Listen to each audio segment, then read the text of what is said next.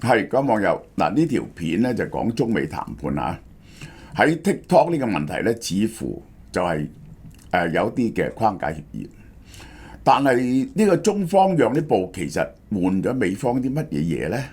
其他啲問題棘咗喺邊度咧？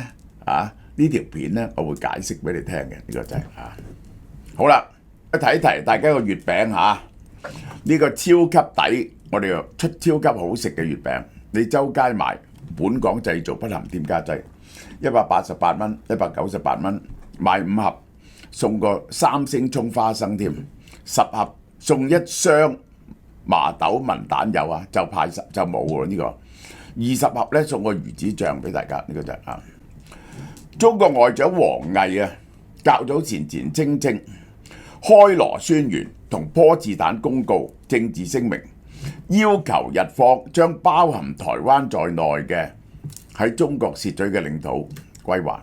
嗱，呢一個問題呢，我以前有一個篇嘢詳細講過嘅，呢個就係咁結果呢，其實呢，就唔係淨係外交部長林佳龍講嘅，美國在台協會講，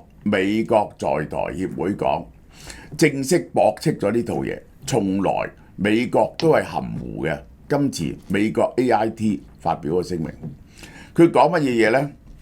呢個開羅宣言同埋波茨坦公告呢，其實呢係一個最後通牒嚟嘅啫，佢並冇法律效力。咁到最後，所有嘢都係要睇一個文件，嗰個文件呢，就係舊金山和約。舊金山和約就係國際承認嘅文件。喺呢個文件入邊冇台灣地位嘅問題。嗱，呢個係第一次呢個美方係作出咁樣嘅聲明，即係法理上中華人民共和國並不擁有台灣。呢個就係舊金山和約講嘅。呢個就係美國同中國代表喺馬德里開咗一場高層經貿會議，傾咗6個鐘頭。嗱，呢個係4個月內第4次高層會晤，雙方嘅代表就係貝森特同何立峰，而家都係何立峰領軍。其實咧就係有 TikTok 同埋貿易爭端。嗱，中方嘅立場咧就係咁嘅，即係佢係睇死咗美方咧唔敢再加關稅咁於是咧就用稀土呢個問題就同美國換咗一啲美國放棄限制佢 C919 買引擎EDA 呢啲咁嘅條件，咁因此咧呢啲問題咧就妥咗喺度。中方咧其實咧如果要再讓步，個先決條件咧就要美方喺關稅嗰度讓步，但係咧佢又即係作出實質上嘅讓步咧就唔會啦。但係咧為咗令到個氣氛好啲，同埋佢好想呢一個Donald Trump 去訪問中國，於是佢喺 TikTok 問題上作出某種情況嘅讓步。結果呢次嘅真正嘅結果咧就係馬德里同中方談判，即係話我哋有一個關於 TikTok 嘅框架協議已經達成咗框架協議。呢個係美國總統 Donald Trump 話呢一個將會喺19號同中國國家主席習近平通話，呢個就係個代價。呢個 TikTok 嘅問題將會喺呢度拍板決定嘅，但係基本上我哋都知道發生咩事啦。Donald Trump 咧較早時期喺參觀總統官邸，對一家白宮禮品店時表示，對面嘅我仲未同習主席傾過呢件事喺此期間咧情況有啲複雜，呢個就係第我哋睇下佢嘅原文啦，不如就係咁我哋有好多 substantial buyer 想買間公司而呢間公司咧係對好多年青人嚟講咧就好重要嘅我哋有希望咧就救翻一間公司。其實咧對年青人嚟講好重要。呢個咧就講 TikTok， 呢個就係據述協議咧係由美方企業全面接管 TikTok 嘅美國業務同用戶資料，但係算法唔喺出售範圍。即係中方覺得嗰度推薦算法係中國嘅特殊資產啊，國家嘅機密係唔能夠賣嘅。北京咧已經將推薦算法列入出口管制清單，任何轉讓一定要經過中國政府批准。其實中國政府係唔會批准。美方官員呢，較早時期向路透社講，中方有根本性誤解。佢開頭咧，佢哋想要你要買 TikTok 啊，你喺關稅上面讓步啦。美國係唔會喺關稅上面讓步，為咗 TikTok， 寧願封殺 TikTok。貝森特話：我哋唔會為咗一個 social app 犧牲國家安全，強調科技限制同國安措施絕不退讓，即係話對中國嘅高科技限制同埋呢一個國安措施，即係關稅咧，美國係全部唔會讓嘅。咁你而家究竟賣唔賣 TikTok 啊？會談呢個咧，會談第二日啊，中國亦都還翻啲顏色。市監局宣布對 AI 晶片巨頭輝達啟動反壟斷調查。輝達琴日跌咗2%，收市嗰時咧冇乜點跌。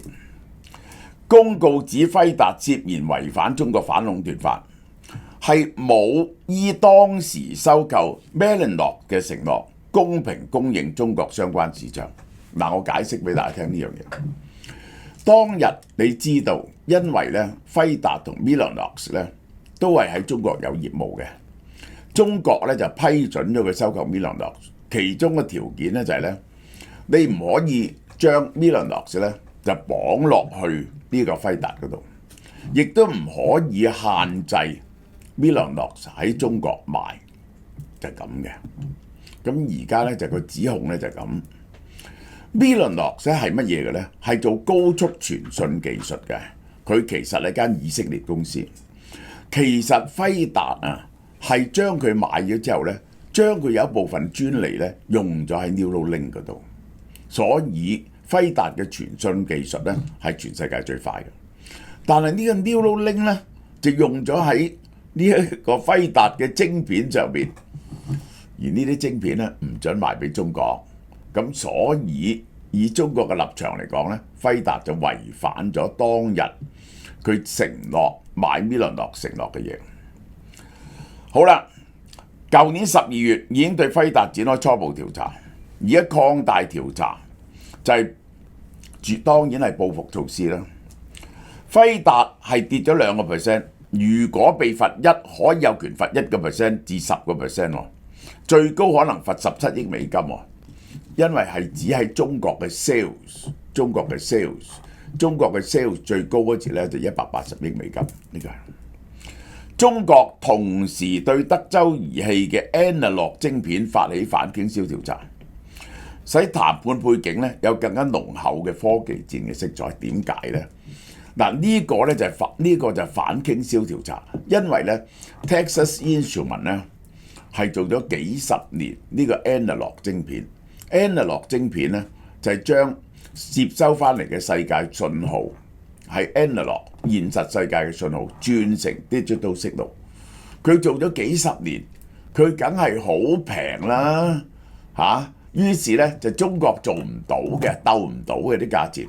其實咧就去調查呢個 Texas Instruments 咧，就因為鬥唔過 Texas Instruments。Texas Instruments 做咗幾十年。根本咧冇本錢嘅呢啲嘢，中國要新做，梗係唔得啦。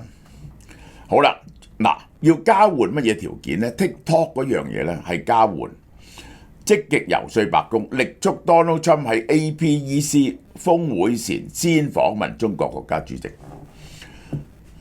中國要嘅就係話，美方要同中國傾，唔會加深呢個中美嘅脫鈎，係喺外交上贏咗一仗，呢個就要 Donald Trump 去中國。知情人士話，本來美國政府咧考慮10月下旬喺韓國舉行嘅亞太領袖峰會咧係可能嘅會晤場所，但北京方面就暗示想喺中國舉行，即係咧本來去亞太領袖會議呢，兩個都話去，咁就一定呢就會有場外會議啦。唔係，佢話你既然嚟得呢一個亞洲啦，不如先去一去呢個北京我哋傾2日先啦。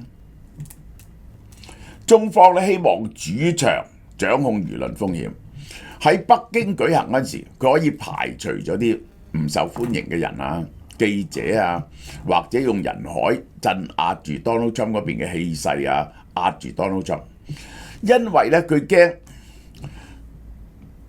重演澤連斯基喺白宮俾 Donald Trump 公開訓斥嘅尷尬場面。如果喺韓國咧都係半個 Donald Trump 嘅主場，而且咧美國帶去嘅人咧同埋呢一個中國一樣咁多啦，我當你，但係咧美國可能強勢啲喎。如果失控呢個 Donald Trump 教訓習近平，咁咪落唔到台咯。但係華府內部質疑北京，佢想見 Donald Trump 係咪真係會喺幾個問題上讓步？就關稅、芬太尼同大豆換真實代價。嗱，我首先講俾你聽 ，TikTok 問題佢預備係有限度地讓步嚟到換嚟呢次會晤，但係如果要中國買多啲大豆中國真係嚴厲制裁芬太尼呢，美國要喺關稅上面讓步。咁其實咧呢個好好笑啊！呢啲嘢呢係冇去到美國發動貿易戰嗰陣時所要求嘅嘢，即係乜嘢啊？當時係要求中國全面開放，唔好再有補貼呢啲咁嘅問題啊嘛。呢啲問題咧唔講啦，而家咧就變咗係講買大豆嘅問題。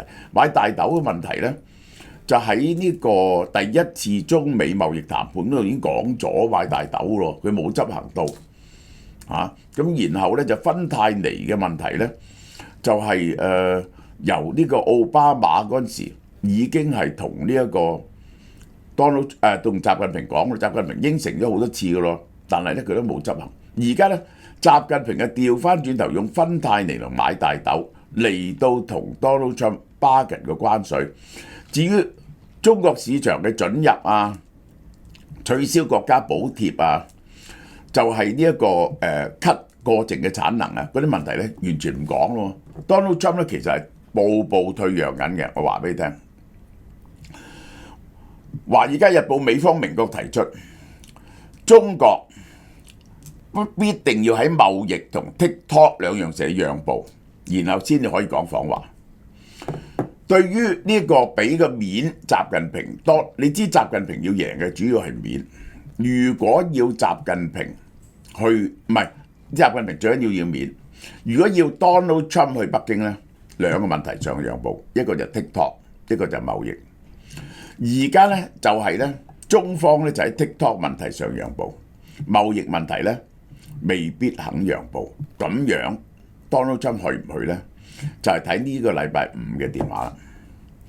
華府要求中國買美國大豆，打擊芬太尼原料流入，呢個就係個談判嘅核心籌碼。呢個階段係要求呢啲嘢，但係呢，中方就話：喂，你當日話因為芬太尼收我20% 關稅，咁我嚴厲取締芬太尼，你係咪取消呢20% 關稅先？你如果取消呢20%關稅呢，中國關稅呢剩翻30%，就唔係高過東南亞國家好多喎。咁呢一個呢，美國完全喪失晒壓力，要中國將呢個產業鏈，將啲廠家要將嗰啲產業鏈呢、供應鏈呢搬出中國喎，完全失敗喎咁樣。所以美方呢就唔讓得步，呢，中方呢就唔肯大力去對付芬太尼。至於大豆嘅問題呢，佢以前呢就係完全喺第一次中美貿易協議呢係應承咗買好多大豆，但係中方後來發現，如果我同美國買晒所有嘅大豆，即係 cut 走咗巴西啲大豆。如果美國有一日又同我反面唔賣大豆俾我，巴西呢就已經冇種大豆啦，我咪好大鑊。而且咧，巴西咧就得罪咗呢一個美國啊嘛，抽緊50% 關稅。巴西咧就一路喺金磚國家堅決企喺中國嗰邊。中國能唔能夠完全拋棄巴西去排埋美國大豆呢？佢唔肯，除非美國喺其他問題作出重大嘅讓步。呢兩樣嘢咧棘咗喺度，雙方就芬太尼問題陷入僵局。TikTok 就唯一可以勉強達成協議嘅嘢。分析指 Donald Trump 將 TikTok 視為爭取年輕選票嘅利器。呢個係咁嘅。第一就係點解要 TikTok 呢？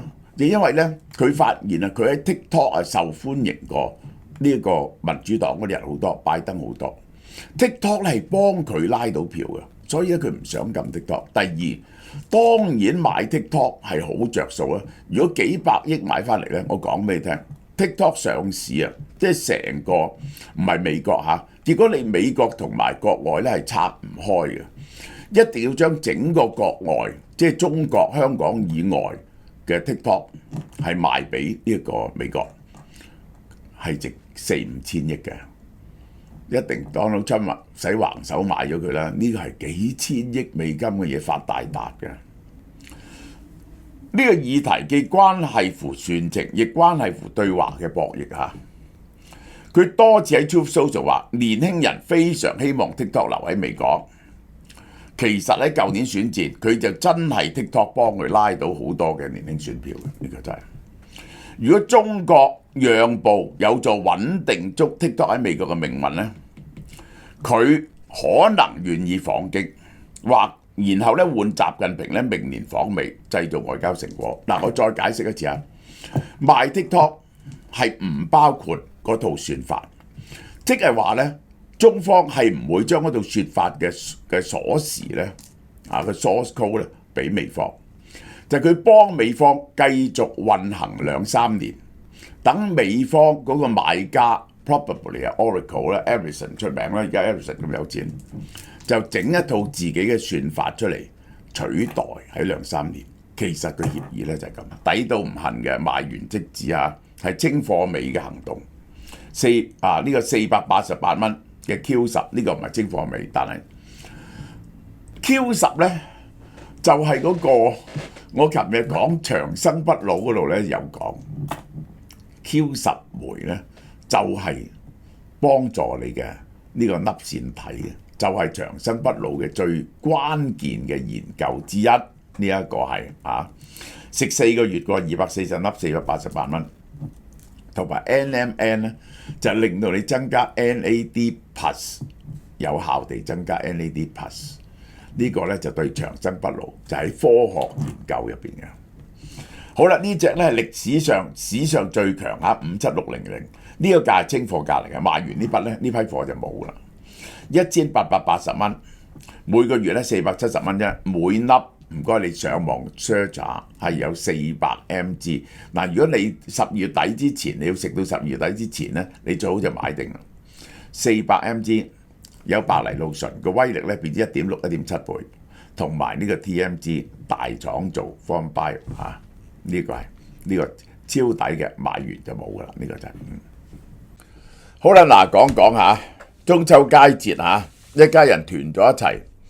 俏貓貓今年精心推出嘅中秋盤菜有6人份量12人，搜羅咗最好嘅食材，原隻10頭鮑魚、巴汁燴花膠，呢個原粒原貝韓國大蠔豉，呢個老香米鴨、家鄉手打鯪魚丸、大鵝掌、1/4隻貴妃雞，仲有秘製豬手、腩肉、豬皮、豬脷同魷魚，厚身大花菇配埋當時得令嘅蓮藕蘿蔔、芋頭枝竹，全部6個人份量。而家講緊係6個人份量，12個人呢就係雙倍嘅每年呢盤菜呢，嗰啲人都話係最好食嘅，係凌絕全香港嘅。6個人而家呢會員價998。嗱，最緊要呢送埋佢哋嗰度喎，送埋佢哋嗰度，保證佢新鮮，同埋呢我哋送貨呢係送得好好嘅，好有交代嘅。12個人原價1688，而家1488。門市同網站都有得訂嘅，由8月29號到9月29號。價格包埋送貨嚇，除咗離島啊啲咁嘅地方。至於村屋咧就送到村口嘅啫，冇電梯嘅樓宇喺地面交售。你而家開始訂，送貨日期9月20號到10月7號，嗰啲緊要日子咧好快就冇噶啦。你而家要，所以你而家立即訂，5日前5個工作天通知，因為每日限量只係做咁多嘅啫。中秋前後嗰幾日咧係好難訂到嘅。由於新鮮喺香港製造，每日數量有限，售完即止啊！祝大家中秋節快樂，團圓美滿，食得開心。2013年呢單嘢好好。